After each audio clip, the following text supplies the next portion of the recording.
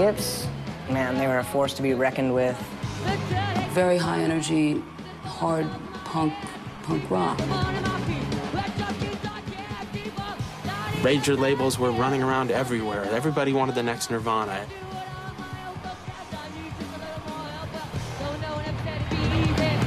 What struck me about Mia singing was just the power of it.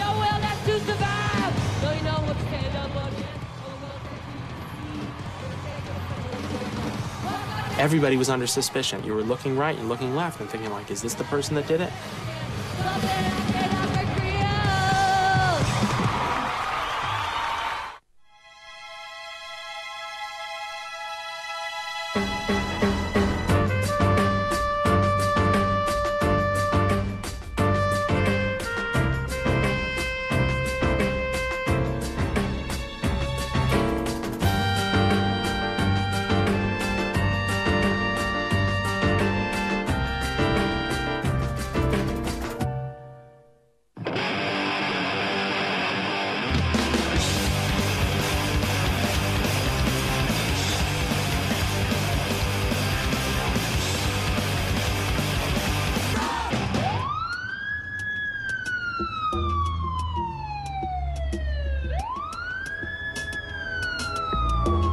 A woman who was passing by had seen a body laying in the street.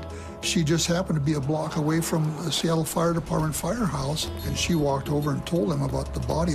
Requesting police, they believe they may have a homicide there. No body took off at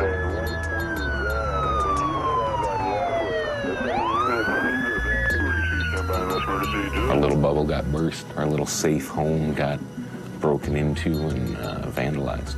It was the last time that, in a way, that we all still had our innocence. It was the end of an era.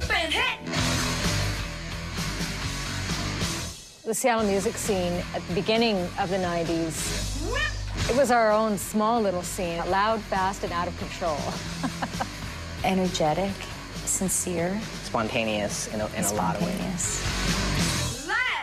We were all doing our thing, and all of a sudden it was like, oh my God, Nirvana's huge. What happened? Right. Whoa. Suddenly, Seattle became the center of the music universe.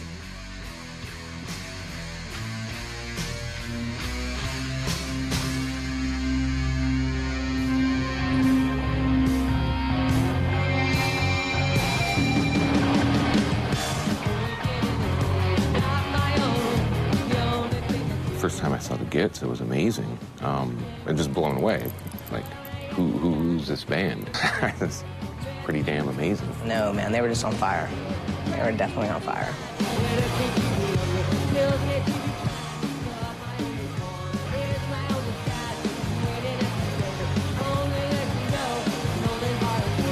We would end up playing the same gigs as many bands that would later become huge.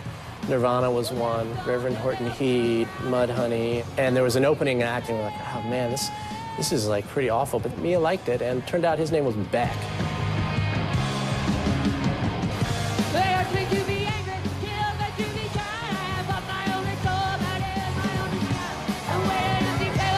Mia is extremely intelligent and intuitive and funny, really, really funny. She had definitely a bluesy feel to her singing style. Not unlike the way that Janis Joplin was a blues singer, you know, fronting a rock band.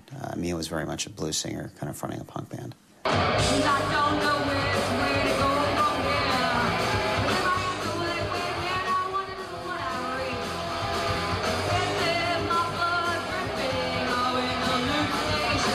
Yeah, Atlantic Records came along. Tim Summers was really interested in the band.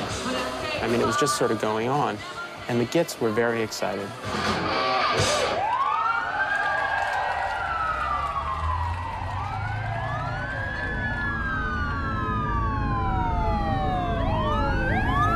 And, you know, I just dropped to my knees, you know, just like somebody punched you and the wind got knocked out of you. 3, Charlie, 3, and 3, Charlie, 5 to it.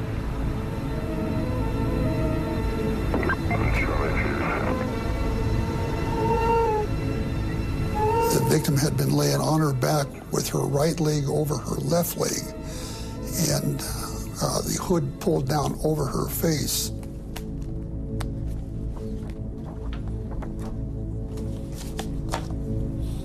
There were ligature-type marks with the string drawn tightly around her neck.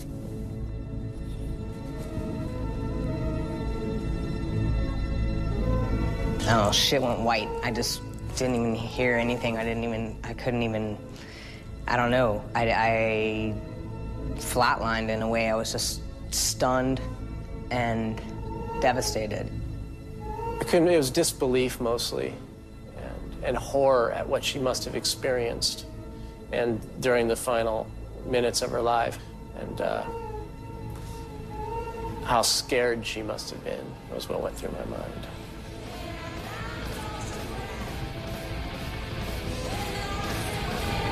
Did she get in a cab? Did she get in a car with somebody that we all knew? Did she walk for a while and get picked up somewhere along the way? I mean, a million scenarios went through our heads about what might have happened. The thing that really struck me really hard at the time was how it could have been any one of us, and how many times, you know, I've come home late at night in that exact same situation. She could have been me, and I could have been her. We took photographs of the scene, checked the scene. It's kind of an isolated area. It sits back behind the Catholic Community Services Church in a vacant lot, and then the Bethel Church sits on the other corner. The fact that she may have been posed, and there may have been these other sort of psychopathic motives, religious-based motives, only added to the number of suspects who were in the area. It seemed like everyone you looked at could have killed Mia. You sit in the bar with a couple drinks in you, and you start looking around. I mean, how do we know we haven't had a drink with the guy that did this? It was so scary to be told that this person was still on the loose. Not just like some random guy who might be out there, but like, this is a person who we think is in your community, who is stalking you, who is actually dialed in and has your number, kind of a thing. And that's frightening. That was terrifying.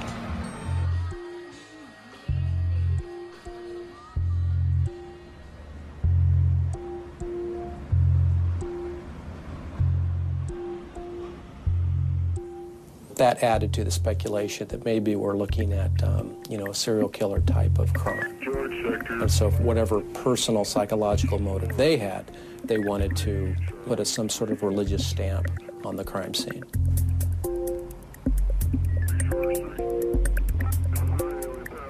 I noticed scuff marks on the toes of her shoes, as a scuff mark on the left side of her hip, on her flesh, as well as on the belt just below that flesh mark.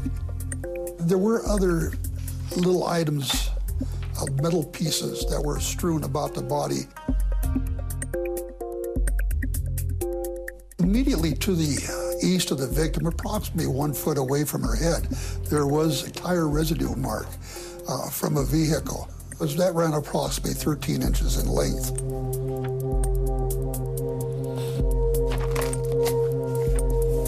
We didn't see any signs there of any struggle or any fight.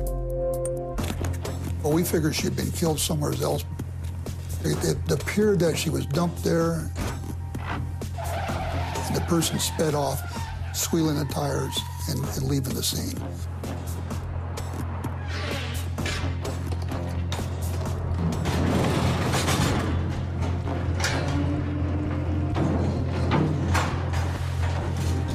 You have the fact that with her own sort of creative identity, her band, that became the deadly weapon in the case. That's pretty tough to take. Second, Mia was a great singer, and the fact that her vocal cords became the exact area of her demise is additionally tough to take.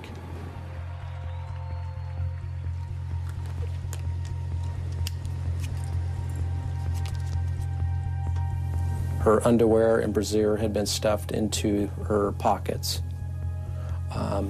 And as would become readily apparent and horrifically apparent, Mia also had been brutally sexually assaulted.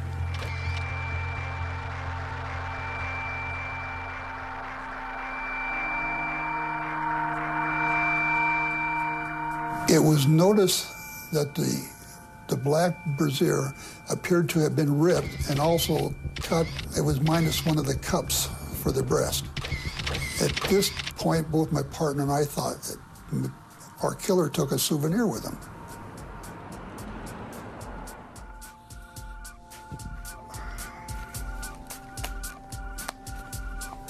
And this is one of the things that we never put out. We never put out in the press. So in case something came up later on, either through a search warrant or whatever, and they found this, then we could tie it in. And they were also telling us not to talk about the fact and they that were she telling was us raped. not to talk about it, and not to talk about the fact that she was raped. And we were like, forget about it. That's not going to happen. So we felt a combination of, you know, rage and feeling Fear. horrified, as well as feeling fearful, because this guy was still out there, and we weren't even supposed to be talking about it.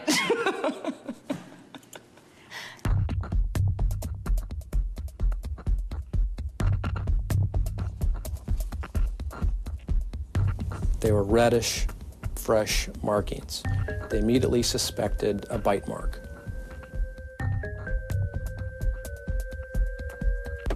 There clearly was tooth scraping, but insufficient indentation to yield a unique tooth print or teeth print.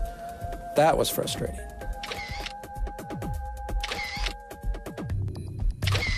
Knowing that there was no semen, but knowing that there was sexual assault and knowing that there was pain, and adding to that mix the tooth scrapings, leads one to the conclusion that the motive, the precise motive for this murder was pain.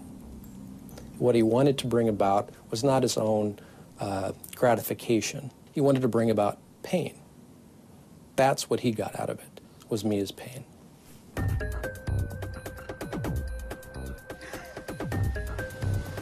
There were swabs that were taken from her breast area. These swabs were preserved.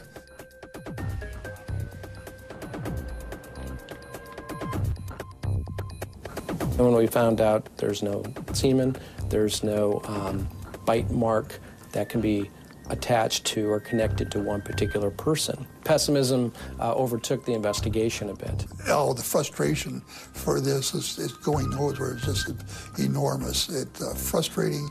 It hurts because you can't give the family any concrete information. You can't ease their pain.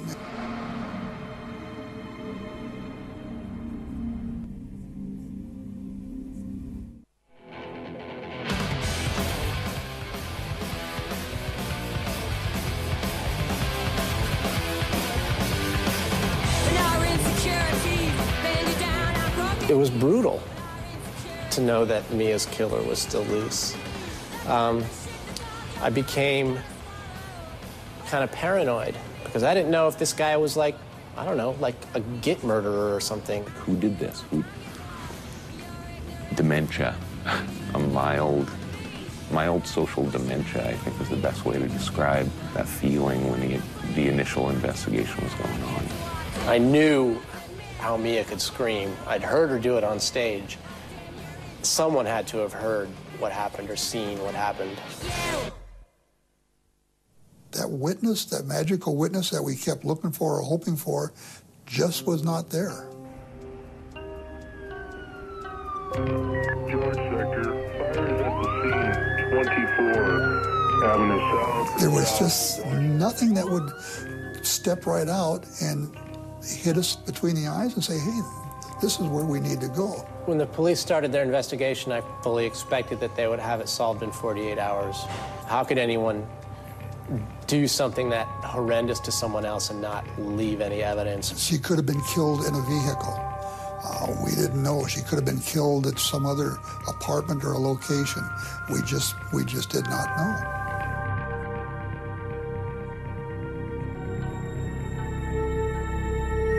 We needed to establish a timeline on her, Earlier in the evening, we knew she was at the Comet Tavern. Who was with her at the Comet when she left? Why did she leave? Where did she go? Who was she going to hook up with? How does she get from the Comet Tavern to where her body was recovered? Did she take a cab? Did she accept a ride? Did she walk? So these are all the sort of loose ends that need to be tied up.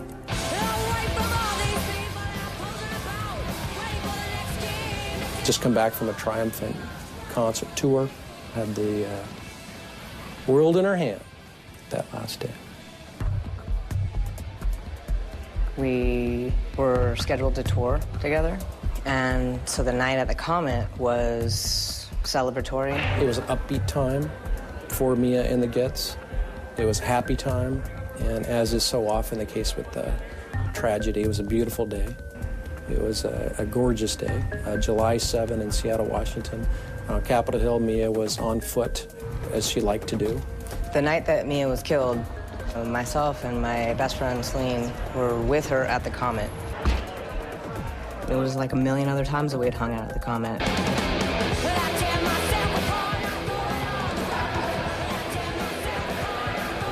And she ran into many friends that they hadn't seen in a while. We know that shortly before closing at 2 a.m., she was there and left.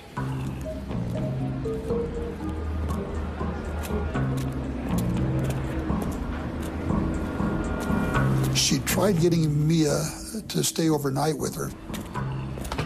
Mia said, no, I'm just going to grab a cab and go on home. And so that was the last time that she was seen. Here, there's a 83-minute gap, which is maddening. Somewhere between 2 o'clock and 3:19, when the witness saw her laying on the street, she was killed. The 80-minute gap, only two people know what happened. One is permanently silenced, one chose to remain silent. With that, all we can do is glean and deduce.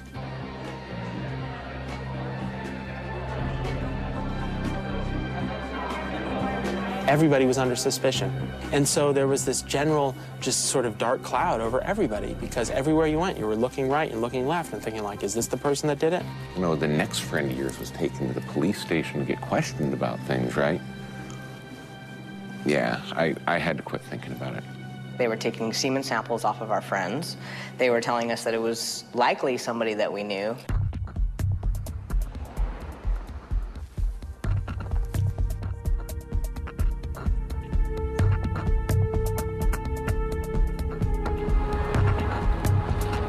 One of the things that we thought of was the possibility that they had a fight, things got out of hand, and something happened. But what was perfectly clear about Robert was his cooperation, his willingness to give up any sample, to do anything for the investigation, to take the polygraph, and all the rest.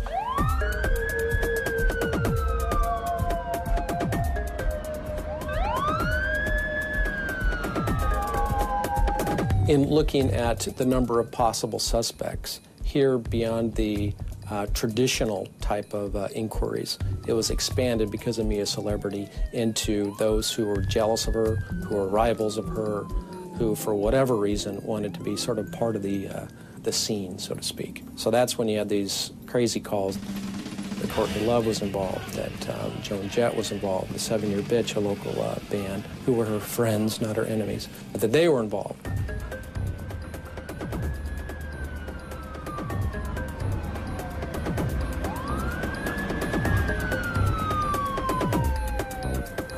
After just a couple of weeks, we decided the police weren't doing enough. I didn't feel like they really cared that much because she was only, a punk rock singer with shabby clothes when she was found. So we started interviewing private investigators. A private investigator was hired by the Gits. Everything they could do, they did. And we did. You know, you need to keep working hard. We have promises to keep to the family and to her bandmates and to her.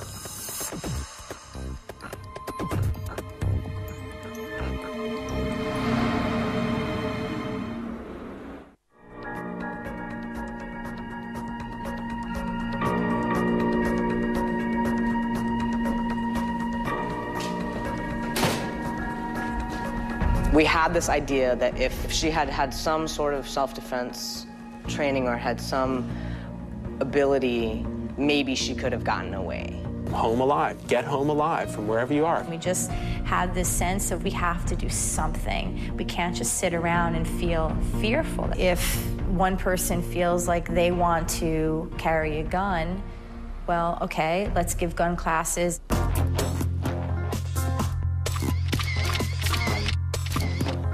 Pearl Jam and Nirvana and, you know, all these different people, whether they were close or not, were so moved by what had happened that they wanted to support not only this organization, but support trying to find who had killed Mia.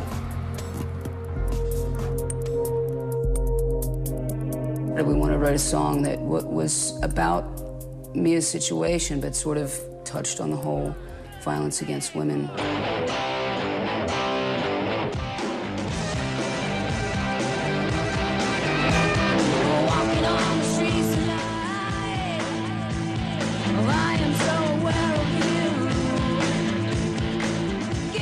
She senses somebody following her on the street, and I think that that's another aspect of this whole thing, is just being aware of your surroundings. And she's actually physically confronted by this guy and is forced to, you know, fight him off, which she does, and she wins.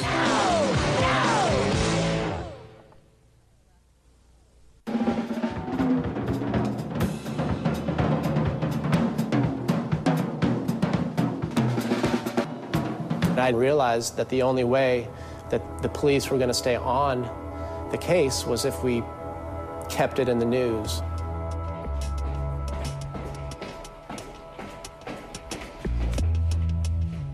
We got Warner Brothers to put up money to do a concert in Seattle, and actually a lot of bands pitched in. And Nirvana came and played one. It was one of their last shows ever. And it wound up getting a lot of publicity, which was a good thing at the time, a good thing to keep the pressure on the police.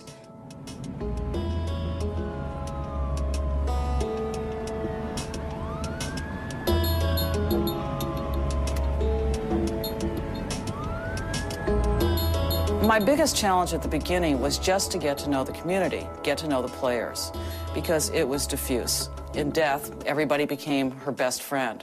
So it was a challenge to try to piece everybody together.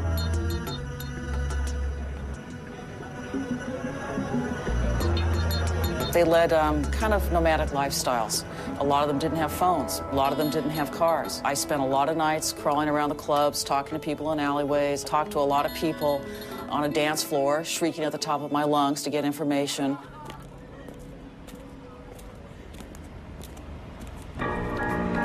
Talking with Mia's roommates, I learned that she had just met a new friend. A couple of days after her death, he was yelling, you know, the bitch is dead, the bitch is dead. Well, why did I do it? Why did I do it? Pretty damning evidence. I did my usual background search on him. I talked to him. I searched his car. I took samples. I talked to the police about him. The police eventually gave him a polygraph, which he passed.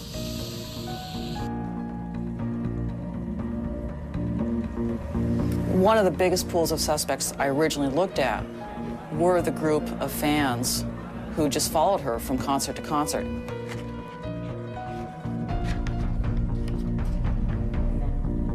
She had started an internet romance with the guy, and he started interspersing comments about Mia, about how he would do her as he did Mia Zapata.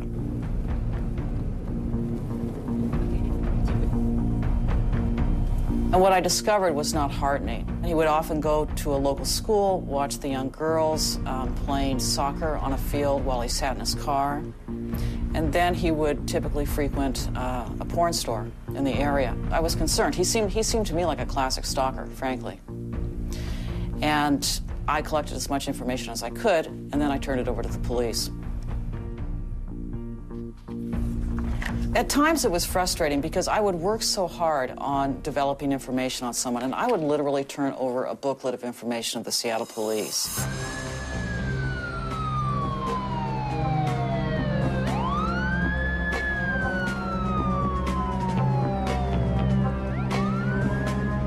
They dated before. He was somewhat obsessed with her. He'd gone to concerts of hers. He fit the typical profile. But what was the most damning evidence was that he was driving a cab in the Central District that night. And yet when I confronted him about it, he lied and said that he was staying with a friend at Olympia that night. I was excited. It seemed to me really the first decent lead that I received, something that I could really hang my hat on. I was pretty hot on the case. I mean, I thought there was a very good chance that we'd finally solve the murder. Then I confronted the man and told him that I knew that he was driving a cab that night. He didn't break down and confess, but he cried and confessed to having a severe drug problem and assured me that he would do nothing to hurt Mia. He was looked at. The fact remains there was insufficient physical evidence to arrest him, much less charge the man.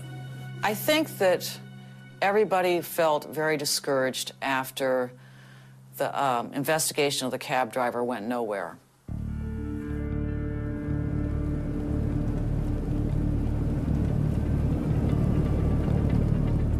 Lee wanted to keep working on the case, but we were out of money.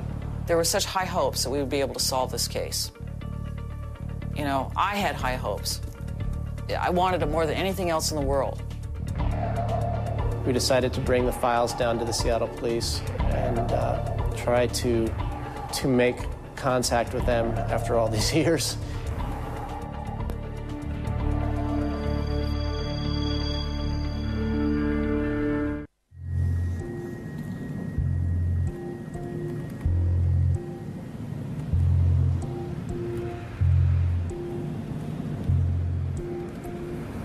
A lot of people had given up. Someone told me, let it go, Steve, just let it go. Never gonna find out who did it, and if you did, it wouldn't make any difference. But it would make a difference, because that person wouldn't be able to do it again if they were in jail.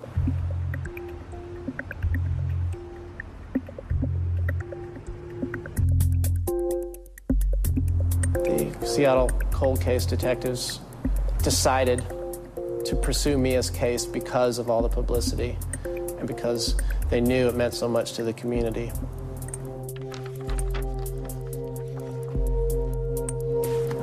And I focused specifically on several swabs that were taken at autopsy at the site of what I believe to be bite marks. The possibility of developing a suspect profile from samples taken at autopsy was slim.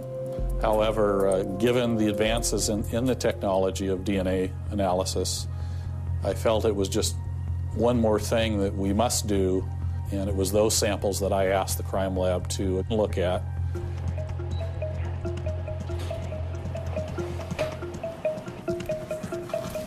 I was hopeful that I might be able to generate a DNA profile. What I was not so hopeful or didn't quite know is whether I'd find somebody foreign to that of Mia Zapata, because these samples were collected from her own body. Once the DNA typing profiles were generated, I was able to subtract out Mia Zapata's DNA profile. And when I did do that, I was able to then pull out a single source male profile.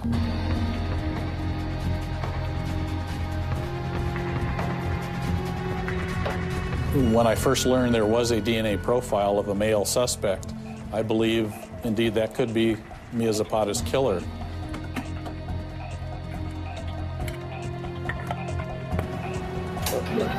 There was no match in that felon databank. The next step is to submit that profile to the National DNA Index System to determine whether there's any DNA profile matching across the nation.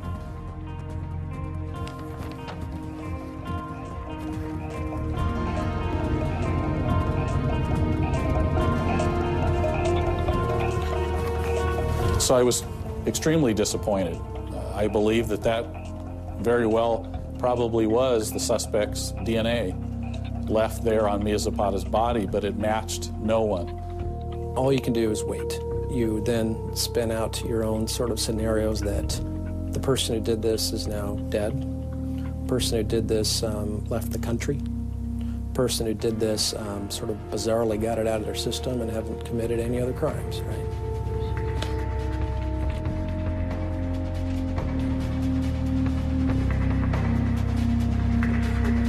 And so once a week, it is again searched to determine whether a new sample has been introduced.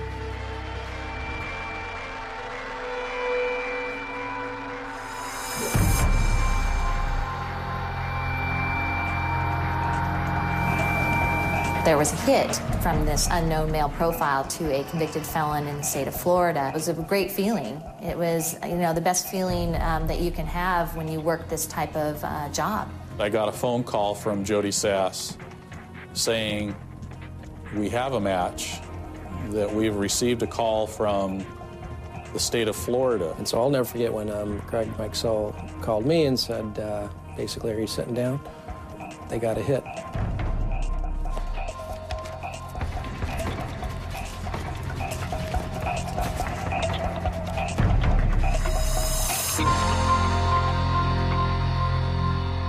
It was the lead I was looking for. It was the only hope of a lead, and it had identified someone. But my next thought was, how can I verify, at least in my own mind, that this man's a potential suspect?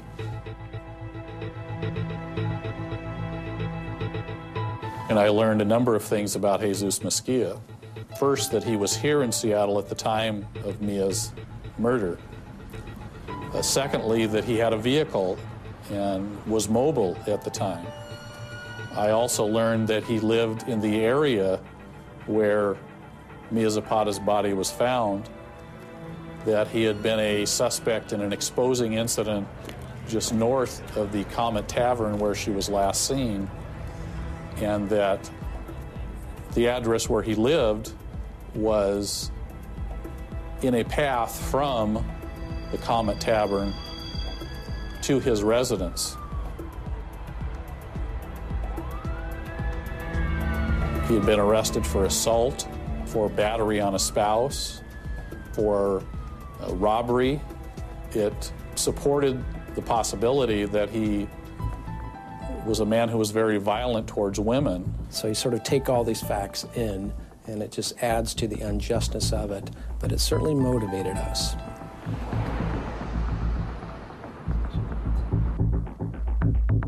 Conviction that Mr. Mesquia had. He's out of Florida. Okay. All right, bye-bye. We had many challenges facing us as we were flying across the country on our way to Florida. Certainly, at the top of that list was the possibility that we couldn't locate Jesus Mesquia.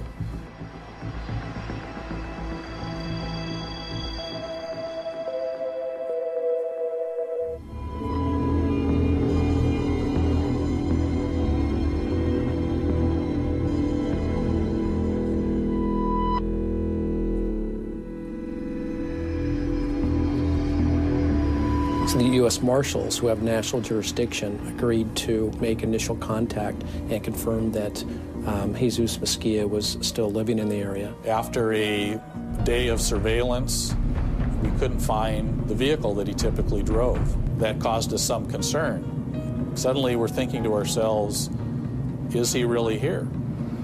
We believed he was here, his wife was there, but no Jesus Mesquia.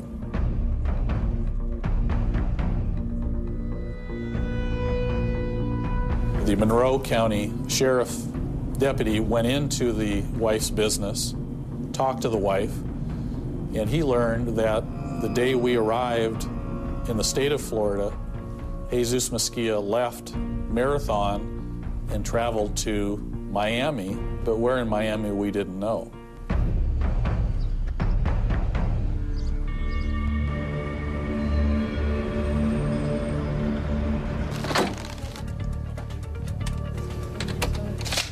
They went to that address, and lo and behold, whose van is parked outside that address but Jesus Mesquia. We got a call just an hour and a half after the van had been located saying Jesus Mesquia was in custody.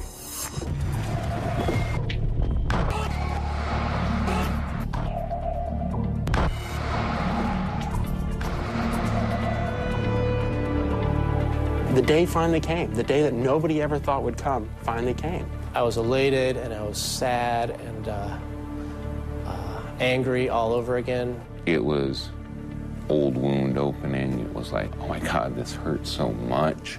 Sir, is your true and correct name Jesus Mesquia? Yes.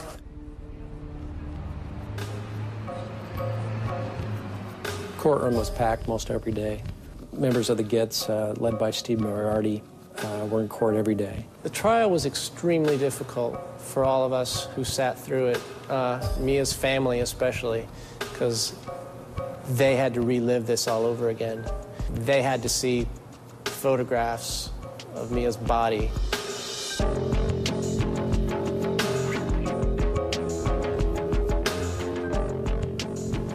Seems like 11 years of rage. When I first saw him, I couldn't believe it. I mean, damn, he's big. Huge. And the thought crossed my mind that all of the effort and thought and wishing that we had put into, if Mia had known some sort of self-defense tactic, maybe she could have kicked this guy's ass, flew out the window. And I realized, no way. Man is a giant.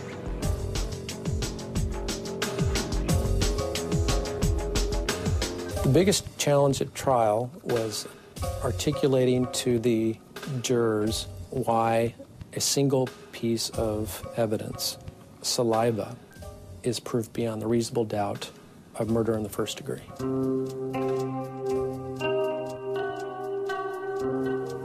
The medical examiner, Dr. Ray, provided very compelling testimony that these injuries, the bite marks, the rape injuries, the sexual assault, and the ligature strangulation markings were all contemporaneous. The saliva, therefore, was not left on Mia's body at another previous time unassociated with the time of murder. It was left at the same time that the sexual assault and strangulation markings were done. Therefore, we could prove beyond any doubt that Mr. Mesquia's mouth and his teeth were on Mia's chest at the time that she was being strangled and raped. And that means he's guilty of murder in the first degree.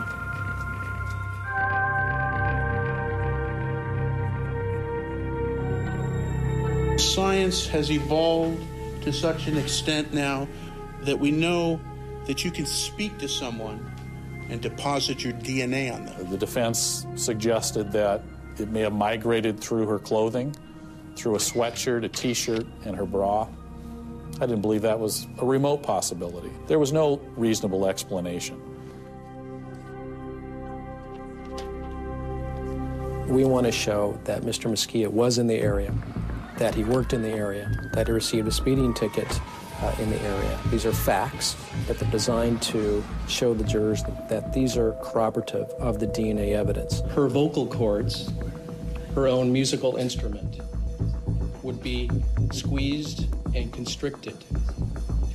When we don't hear anything for a second day, you start to get a little antsy, that's for darn sure. But then that third day, you don't hear anything, then you start questioning yourself, so it gets tough because you start to fear that there's a hung jury, correct? I think he believed that he was untouchable. He was arrogant, and he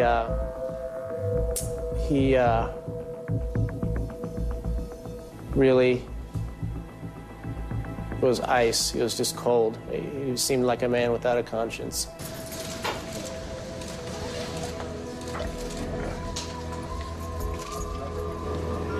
We finally hear, 11 years after the fact, Jesus Mesquia is guilty of murder in the first degree.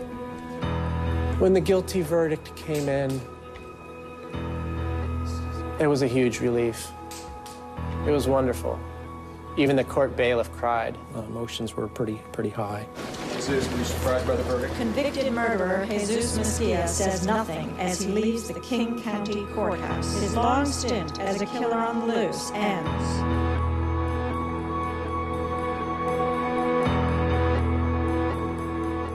The verdict is always, to me, more important than the sentence.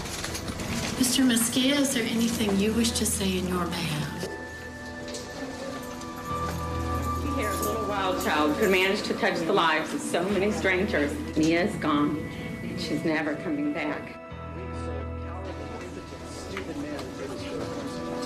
Have you no dignity, no manhood, no conscience?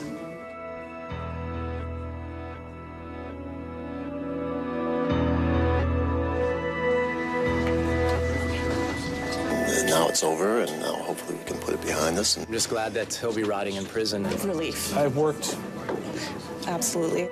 25, 30 cold case investigations to the point of charging. Did you kill Mia? The Mia Zapata murder investigation was certainly one of the most rewarding. It was very a monumental day, but strangely quiet.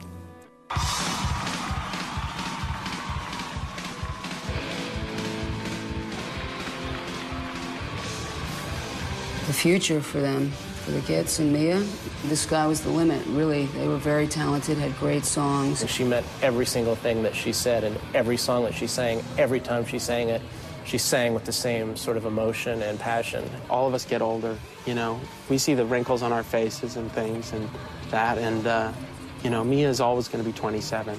There's great sadness because, you know, I've got children now. Other friends of ours have families and got married and do all those things that people do. And she'll never get to have done any of those sorts of things.